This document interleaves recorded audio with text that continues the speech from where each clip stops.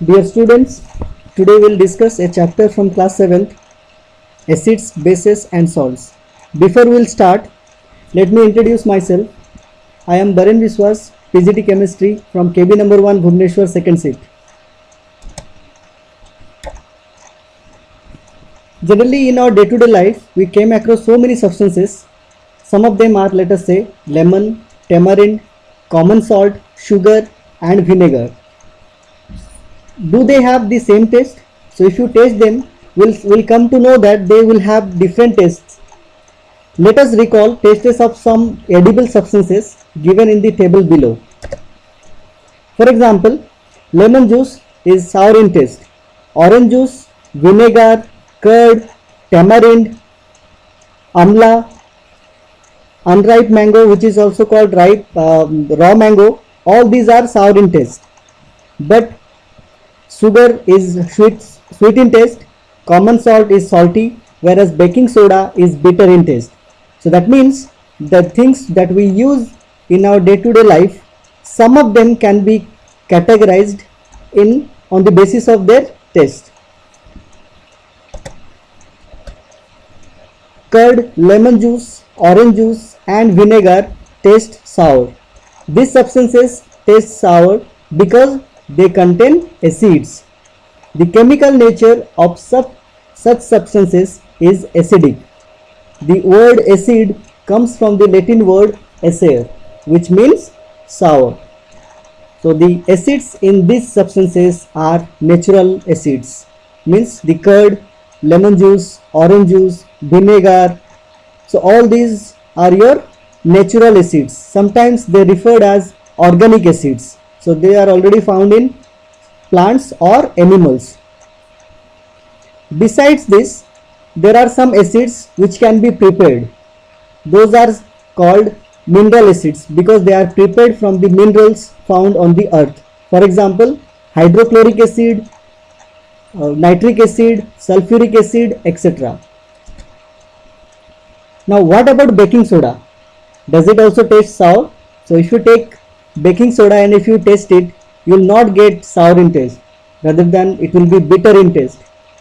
Similarly, if you take the solution of the baking soda in between the fingers, then it will be slippery in touch or soapy in touch. So substances like this, which are bitter in taste and feel soapy on touching, are known as bases. The nature of such substances is said to be basic. So it is not always wise to taste the substances and to categorize them acids and bases, because sometimes the substances may be harmful for our body. For example, the mineral acids, we cannot taste them. So generally the mineral acids like sulfuric acid, hydrochloric acid, nitric acids, generally we use in laboratory. You might have seen them in chemistry lab. So while doing the experiments also, sometimes accidentally few drops of sulfuric acid may fall on our finger or may on our hand. So it gives a burning sensation. Okay. So that's why it is not wise at all to taste the substances and categorize them in the form of acids or bases. So if we cannot taste them, okay, then how to find their nature? What is the solution? So for that we have a particular substance. Those can be used to test whether a substance is acidic or basic. So these substances are known as indicators. The indicators change their color when added to a solution containing an acidic or basic substance. Turmeric, litmus, China rose petals, in Hindi it is called gudal, etc. are some of the naturally occurring indicators. Okay, these are called indicators because they are used to know or to indicate a substance as acidic or basic. So they can be called as acid base indicators. Let us discuss about the natural indicators around us. The first one is litmus, which is a natural dye. So the most commonly used natural indicators is litmus. It is extracted from lichens. So it has a mauve or purple color in distilled water. When added to an acidic solution, that means when you add this purple colored solution, that is the litmus solution, to an acidic solution, it turns red. And when the same purple color solution is added to a basic solution, then it turns blue. So that litmus solution can be available in the form of a solution or in the form of a strips of paper for our convenience to test the acid or basic solution. So they are available in the form of solution, and generally it is having two colors, blue and red. Similarly, it can be also available in the form of strip of papers, and it is known as litmus paper. It is also available as red and blue litmus paper.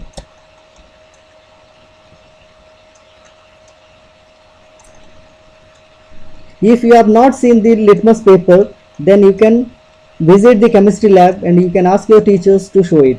So the red and blue litmus paper are generally available in the chemistry lab, and these are used to test the acid and bases. Let us perform one experiment. Mix some water with lemon juice in a plastic cup or tumbler or test tube. Put a drop of the above solution on a strip of the red litmus paper with the help of a dropper. Then there will be no change in color, but when the same lemon juice you drop it on blue litmus, then the blue litmus will turn red. Acids turn blue litmus red and bases turn red litmus blue. And the solutions which do not change the color of either red or blue litmus are known as neutral solutions. So these substances are neither acidic nor basic. Let us consider another natural indicator, which is turmeric. Take a tablespoon of turmeric powder, add a little water and make a paste. Make turmeric paper by depositing turmeric paste on blotting paper or filter paper and then dry it. Then we can cut it into thin strips and we'll get the yellow paper, and that yellow paper will be known as turmeric paper. So when you put a drop of soap solution on the strips of turmeric powder, then we'll see that there will be change in color. The yellow color will change to red. So we can say that turmeric paper change to red color when it is come in contact with basic solution. Let us discuss the third natural indicator, which is China rose. Collect some China rose petals and place them in a beaker. You can add some water to it and keep the mixture for some time till water becomes colored. Use the colored water as an indicator. Then next, what do you have to do? Add 5 drops of the indicator to lemon juice, sodium hydrogen carbonate solution, vinegar solution and sugar solution. What is the effect of the China rose indicator on acidic, basic and neutral solutions? So generally after performing the experiment, we'll come to know about the result. The China rose indicator turns acidic solution to the dark pink, which is magenta, and basic solutions to green. So you will see that in lemon juice is acidic, vinegar solution is acidic.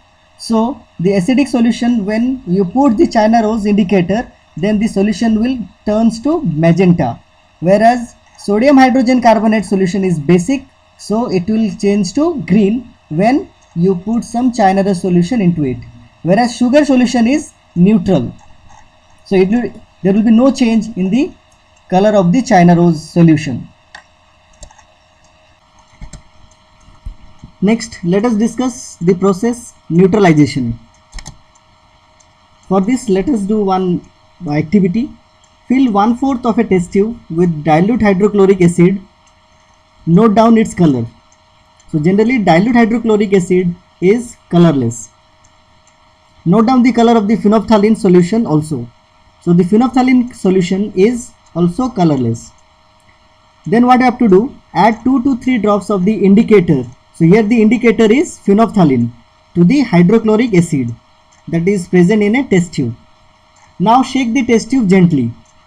So do you observe any change in color of the acid? The answer is no. So once you will do the experiment, then we will come to know about it. Then to the acidic solution, a drop of sodium hydroxide solution by a dropper. So what you have to do, there were hydrochloric acid in the test tube in 1/4 quantity, and then we are adding phenolphthalein to it. Then we are adding drop of sodium hydroxide solution by a help of a dropper. Stir the tube gently. Is there any change in the color of the solution? So continue adding sodium hydroxide solution drop by drop while stirring till the pink color just appears. Means if you go in each step, you have to take some amount of sodium hydroxide and you have to add to the test tube containing hydrochloric acid and phenolphthalein. So what will happen when the sodium hydroxide will fall in the test tube containing hydrochloric acid and phenolphthalein? That particular area will be pink in color, because that particular area will be basic. But once you stir the solution, then that pink color will disappear. So in each step you have to add little bit amount of sodium hydroxide, and you will see that after shaking, that particular pink color will get disappear. Now add one more drop of the dilute hydrochloric acid. What do you observe? So generally what happened, by adding sodium hydroxide solution to the hydrochloric acid, a stage will come where the solution will become basic. That means the amount of sodium hydroxide will be more than the hydrochloric acid. So in that particular step, you will have a pink color, light pink color. But when you add more amount of hydrochloric acid and you stir the solution, then the solution will become colorless. Then next what you have to do, once again add a drop of sodium hydroxide to the solution. Once again the pink color will reappear. So if you want to disappear the pink color, then once again put a drop of or 2 drops of hydrochloric acid to it. So that means in each step you will be getting a pink color. In further step, that pink color is getting disappeared. So it is evident that when the solution is basic, phenolphthalein gives a pink color. On the other hand, when the solution is acidic, it remains colorless. So when an acid solution and a base solution are mixed in suitable amounts, both the acidic nature of the acid and the basic nature of the base are destroyed. So the resulting solution is neither acidic nor basic. So that reaction is neutralization reaction. And generally in neutralization reaction, heat is produced or evolved. The evolved heat raises the temperature of the reaction mixture. In neutralization reaction, a new substance is also formed, which is called salt. So salt may be acidic, basic or neutral in nature. So thus neutralization can be defined as follows. The reaction between an acid and a base to form salt and water along with heat is known as neutralization. So in chemical equation wise, you can write acid plus base gives salt and water, and bracket you can write heat is evolved. As in 7th class you do not know about the symbol and the formula, so you can write in words. To write the chemical equations, you can use the words. So the following reaction is an example. A particular example we will consider, that is hydrochloric acid. The formula is HCl. With sodium hydroxide, the formula is NaOH, gives sodium chloride, that is NaCl, and water. The formula is H2O. Let us discuss the neutralization in everyday life. The first point under this is indigestion. As you know that the inner lining of the stomach secretes hydrochloric acid, and which is essential for the digestion of the food. But too much of acid in the stomach may cause indigestion, and sometimes indigestion is painful. So to relieve the indigestion, we take an antacid such as milk of magnesia, so which contains magnesium hydroxide, and we know magnesium hydroxide is a base. So when acid comes in contact with base, neutralization reaction will take place. That means the acidic effect will be neutralized. So that means it neutralizes, that means with the milk of magnesia, that is an antacid, neutralizes the effect of the excessive acid. Next example is ant bite. Generally when an ant bites, it injects the acidic liquid, that is formic acid, into the skin. The effect of the acid can be neutralized by rubbing moist baking soda, and that is called sodium hydrogen carbonate, or calamine solution, generally which contains zinc carbonate. So same concept, ant bites injects acidic substance, that is formic acid. To neutralize the acidic effect, we have to use basic substances, and we can use moist baking soda to it, so that the acidic effect will got neutralized. The next example is your soil treatment. Excessive use of chemical fertilizers nowadays makes the soil acidic. So plants do not grow well when the soil is either too acidic or too basic. So when the soil is too acidic, it is treated with bases like quicklime, and the formula of quicklime is calcium oxide, or we can use slaked lime, that is calcium hydroxide, that is another base.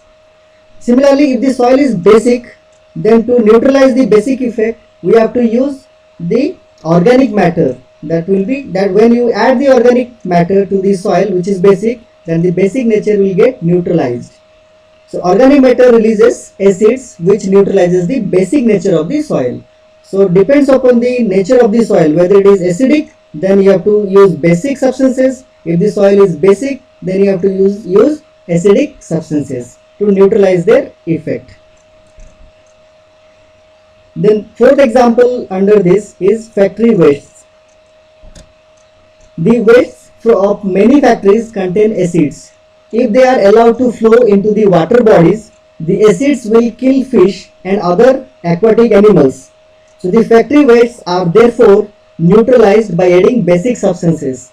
So when these wastes are thrown in directly into the water bodies, then the water bodies containing aquatic animals may be affected. So before allowing them to go into the water bodies, they should be treated properly. So if the waste contain acids, that can be treated with the bases and their effect can be neutralized. So these are some examples of neutralization in our everyday life. So this is about the chapter acid, bases and salts. Thank you.